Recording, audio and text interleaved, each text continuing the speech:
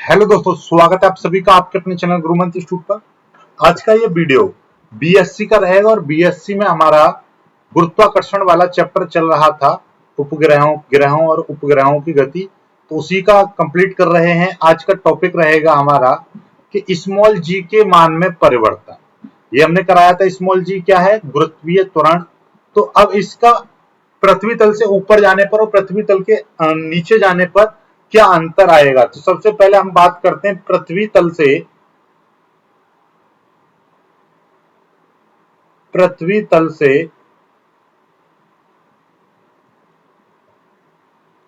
ऊंचाई पर जाने पर जी के मान में परिवर्तन। यानी पृथ्वी तल से h ऊंचाई पर हम चले जाएं तो जी के मान में क्या परिवर्तन होगा वो हम देखना चाह रहे हैं। तो सपोज दैट कि भैया ये आपकी पृथ्वी है, ठीक है, ये इसका केंद्र हो गया और ये इसकी त्रिज्या हो गई, ठीक है। इसकी त्रिज्या कितनी है? R E, radius of earth. और इसका जो द्रव्यमान है, इस पृथ्वी का जो द्रव्यमान है वो है M E, mass of earth. और इससे और ये इसका क्या है? ये इसका तल है, ये इसका तल है, पृथ्वी का तल। और पृथ्वी तल से h ऊंचाई पर एक m द्रव्यमान की कोई वस्तु रखी हुई है जो कि कितनी, पृथ्वी तल से कितनी दूरी पर है? h दूरी पर है, पृथ्वी तल से h दूरी पर है। ओके, तो अब मेरे को एक चीज बताइए, जब ये h दूरी पर है तो यहां से टोटल हम मापेंगे तो ये कितनी हो जाएगी? h प्लस आर ई, या आप ऐसे देखो आर ई प्लस एच, क्योंकि आर ई बड़ी दूरी होगी।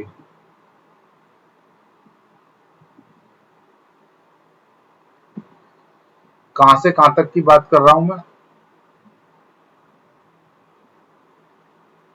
यहां से लेके यहां तक। क्यों? क्योंकि भाई ये दूरी देखिएगा, यहां से यहां तक की h और ये आर ई, तो यहां से यहां तक की टोटल कितनी हो जाएगी? Are E plus H. बस, तो यहां पे लिखेंगे माना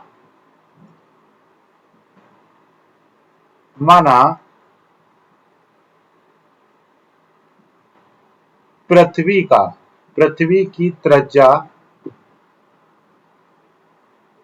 आर ई व द्रव्यमान एम ई है। माना पृथ्वी की त्रिज्या आर ई तथा द्रव्यमान एम ई है, तब की कंडीशन। तब सीधी सीधी बात है, पहली शर्त लगा रहे हैं हम। पहली जो कंडीशन है वो है पृथ्वी तल पर बात चल रही है, पृथ्वी तल पर, ठीक है।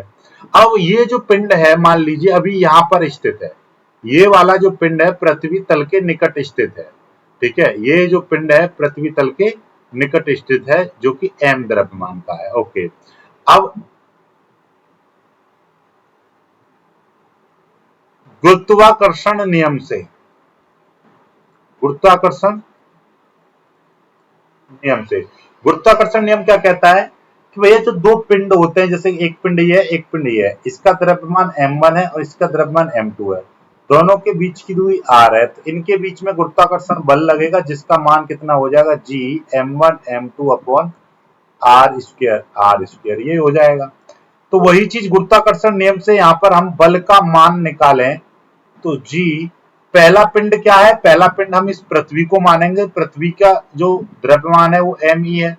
दूसरा पिंड स्मॉल एम है, यानी कि छोटा वाला, और इनके बीच की दूरी कितनी है? आर ई, यानी त्रिज्या है, तो त्रिज्या का स्क्वायर, पहली कंडीशन आ गई। ओके, ध्यान से समझिएगा, ये पहली कंडीशन निकल आई है। और अभी सुनिए, अब कोई भी जो पृथ्वी होती है किसी भी वस्तु को अपने केंद्र की ओर आकर्षित करती है, किसके कारण? गुरुत्वीय बल के कारण।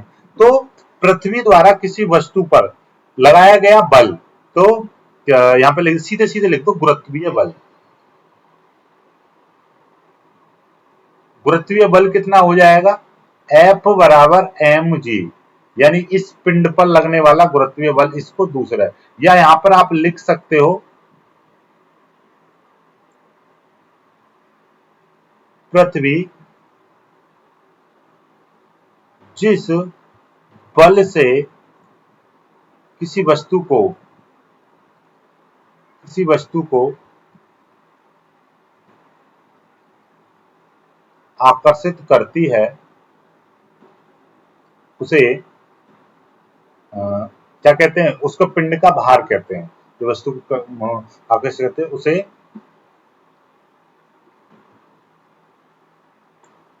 वस्तु का भार या गुरुत्वीय बल, या हम उसको क्या बोल सकते हैं, गुरुत्वीय बल, या हम उसको उसका भार भी बोल सकते हैं। ठीक है, ऐसे ही लिख दो, बस इतना लिखो, इसको लिखो ही मत। ठीक है, ये क्या है आपका गुरुत्वीय बल। पृथ्वी पृथ्वी जिस बल से किसी वस्तु को आकर्षित करती है तो वो क्या हो जाएगा, गुरुत्वीय बल। गुरुत्वीय बल बराबर mg। ये भी बल दोनों समीकरण 1 व 2 को दोनों को बराबर रख देंगे। समीकरण 1 व समीकरण 2 से क्या हो जाएगा, समीकरण 1 और समीकरण 2 से ये mg का मान ऊपर वाले समीकरण में रख देंगे, g m e m upon R E का स्क्वायर, ये हो जाएगा। अब हम देख पा रहे हैं कि इस m से ये वाला m कट जाएगा, तो g बराबर g m e upon R E का स्क्वायर, ये समीकरण 3 हो गई। अब माना, अब दूसरी कंडीशन कि पिंड को पृथ्वी तल से h ऊंचाई पर ले जाने पर, पिंड को पृथ्वी तल से h ऊंचाई पर ले जाने पर, अब h ऊंचाई पर लेकर जा रहे हैं तो तब उसका जो त्वरण है, हमने मान लिया तब ले जाने पर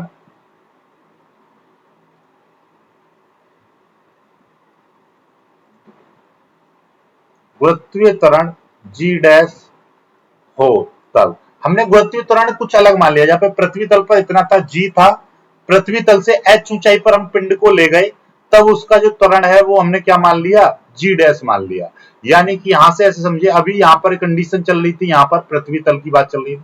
अब पृथ्वी तल से हम h ऊंचाई पर ले गए, h ऊंचाई पर ले जाएंगे तो भैया यहां से यहां तक पर केंद्र से हम बात करेंगे तो उसकी दूरी कितनी, आर ई प्लस एच हो जाएगी। तो सेम वही कंडीशन लगाएंगे, सेम टू सेम। तो भैया उसका, तो उस पर जो लगने वाला जो बल है वो कितना हो जाएगा, वही पुराने वाला कंडीशन, जी ये हो जाएगा एम ई, ऊपर एम रहेगा, लेकिन अब आर ई की जगह पर गुरुत्वाकर्षण बल कितनी, दूरी कितनी हो जाएगी, आर ई प्लस एच का स्क्वायर। भाई गुरुत्वाकर्षण बल इसी तरीके से तो लगेगा, यहाँ पे देखिए ये वाला लगा था पृथ्वी तल पर।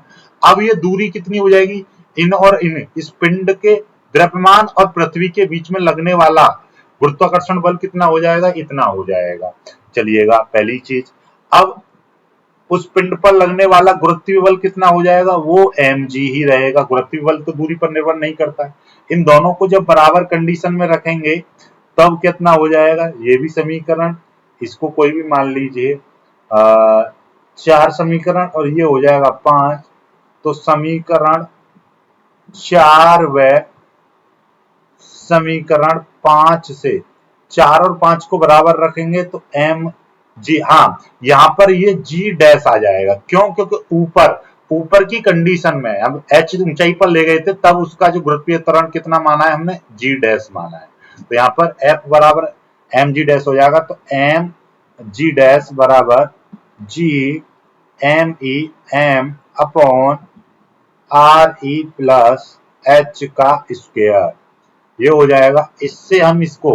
इससे इसको काट देंगे, जो g डैश बराबर g M E upon R E plus H का स्क्वायर, ये हो जाएगा। ओके, अब इसको समीकरण 6 मान लो। अब हम क्या करेंगे, हमारे पास ऊपर ऑलरेडी समीकरण 3 में, या कहिएगा समीकरण 6 में समीकरण 3 का भाग देने पर यहाँ पे लिख देंगे समीकरण 6 डिवाइड बाई समीकरण 3। समीकरण 6 को समीकरण 3 से, समीकरण 6 क्या कह रही है, जी डैश अपॉन ये है जी, और जी डैश की वैल्यू कितनी, G M E upon R E plus H का स्क्वायर, और ये कितना है, G M E upon R E का स्क्वायर। चेक कर लो जी की वैल्यू कितनी है, G M E upon R E का स्क्वायर। हाँ, और ऊपर जी डैश की value G M E upon ये वाला यहाँ पर दिखाई दे रहा है। ओके, अब इसको सॉल्व करेंगे तो हमारा यहाँ से सारी चीज निकल जाएगी। देखिएगा इन दोनों से ये दोनों कट जाएंगे और आर ई ऊपर चला जाएगा, तो G dash upon G is equal to ये हो जाएगा, ये आर ई ऊपर चला जाएगा तो आर ई का स्क्वायर अपॉन नीचे ये आ जाएगा आर ई प्लस एच का स्क्वायर, ये हो जाएगा। ओके, चलिएगा अब ध्यान से देखेंगे हम इसको थोड़ा सा, हम जी की मल्टीप्लाई, ये जी डैश इज इक्वल टू, ये जी इधर चला जाएगा, जी इधर हो जाएगा, और इसको हम इस तरह से भी लिख सकते हैं, ऊपर आर ई अपॉन नीचे हम लिख सकते हैं आर ई प्लस एच का होल स्क्वायर, क्योंकि ऊपर भी स्क्वायर नीचे भी स्क्वायर, इसको होल स्क्वायर कर दिया। अब इसका मतलब क्या है, ध्यान से समझेंगे। देखिएगा अब यहां से मैं इसका आर ई कॉमन ले लूं, ऊपर से मैं आर ई कॉमन ले लूं, या नीचे से ही कॉमन ले लूं, ये आर ई है। अब नीचे से मैं यदि आर ई कॉमन ले लूंगा, ठीक है, तो ये यहाँ से आर ई चला जाएगा, यहाँ पे 1 बचेगा प्लस, और ये हो जाएगा एच अपॉन आर ई, इतना आ जाएगा कि नहीं आ जाएगा, और ये पूरा का पूरा होल स्क्वायर है। मैं अंदर के अंदर इस वाले में से इसके अंदर अंदर मैंने आर ई कॉमन ले लिया। अब इससे ये वाली आर ई कट जाएगा, तो ये कंडीशन कुछ इस तरह से दिखाई देगी, जी यहाँ पर दिखाई देगा 1 अपॉन नीचे हो जाएगा 1 प्लस एच अपॉन आर ई, इसको ब्रैकेट का होल स्क्वायर और यहाँ पे लिख देंगे जी डैश। अब मुझको एक चीज बताइए आप ध्यान से, कि भाई आपको बताइए जी डैश है यानी कि एच ऊंचाई पर त्वरण, ये पृथ्वी तल पर त्वरण था। अब यहाँ पर ये 1 है, अब किसी 1 में 1 से भाग करेंगे तो 1 आएगा, और 1 में 2 से भाग करेंगे तो ये कितना हो जाएगा, ये हो जाएगा आधा, और 1 में 3 से भाग करेंगे तो ये 0.3333 आ जाएगा, और 1 में यदि 4 से भाग करेंगे तो 0.25।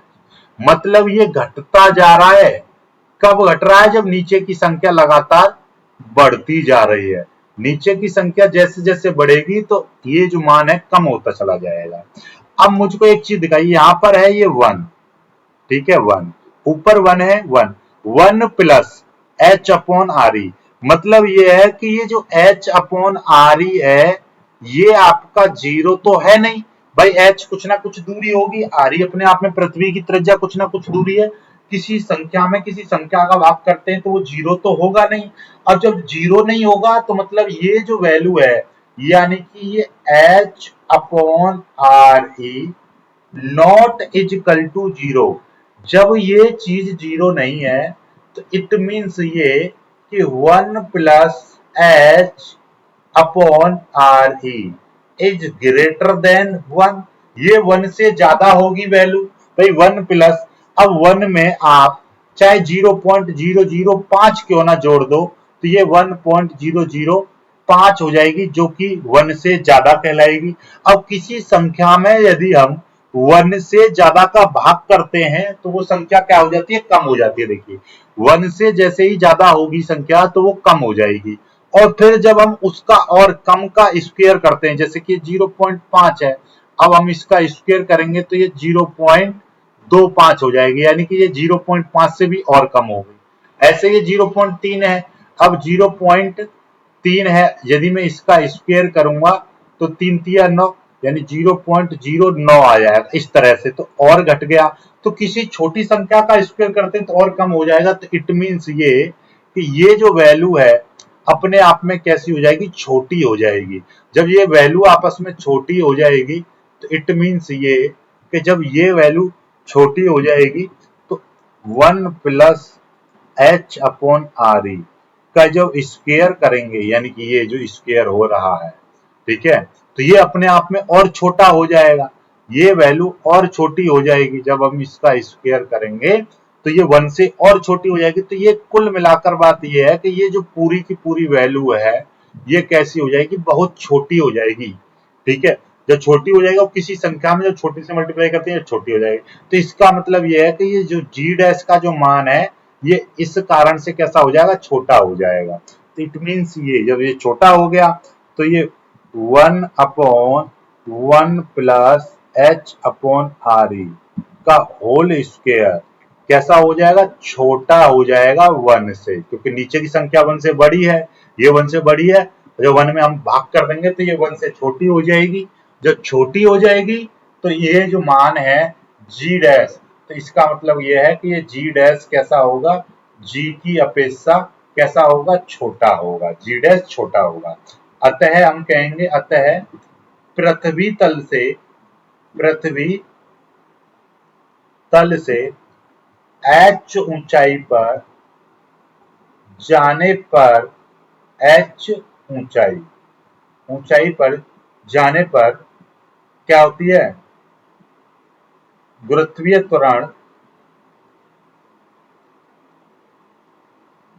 गुरुत्वीय त्वरण जी घट जाता है। कैसा होता है, घट जाता है, ठीक है। ये एच ऊंचाई पर जाने पर घट गया, ठीक है, बात समझ में आ गई होगी। ऐसे ही अब हम इसकी एक कंडीशन और करेंगे, माना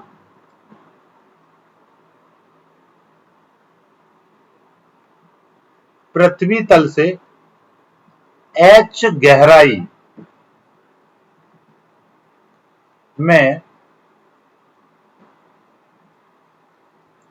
एच गहराई में जाएंगे तब क्या कंडीशन होगी भाई, एच गहराई में हम जाएंगे तब क्या कंडीशन होगी, तब की निकालेंगे, ठीक है। तो तब चीजें और तरीके से निकालेंगे हम, तो उसका हम इसको कल कराएंगे, चलिए ठीक है। छोटा सा डेरिवेशन रहेगा, इसके साथ में कुछ और भी कराएंगे कल, ठीक है।